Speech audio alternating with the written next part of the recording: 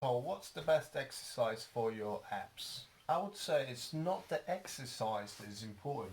The important thing is to control it and actually feel and use the right muscle during the exercise. So we know the old school sit-ups, they look like pretty much like that when we're going all the way up and all the way down.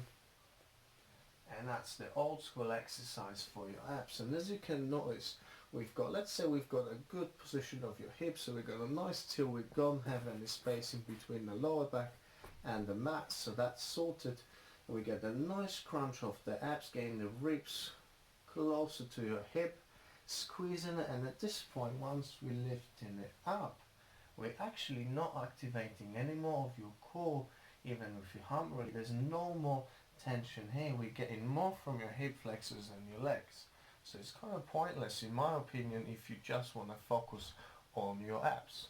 So instead of doing old school sit-ups, I would advise you to keep this pretty same position of your feet and your legs, and then trying to get that tilt of your pelvis, keeping that lower back on the mat, and just lift off the floor your head and your shoulder blades.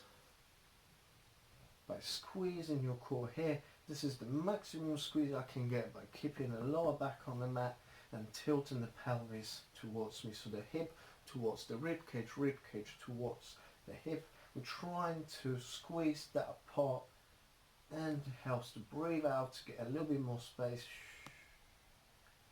And on the way back, we keep that tension, keep the lower back on the mat, just stretching your core, and again back up, squeeze. Okay, so this is enough to work our abs. Go very slow, and I guarantee you're gonna feel much more than with the old school sit-ups.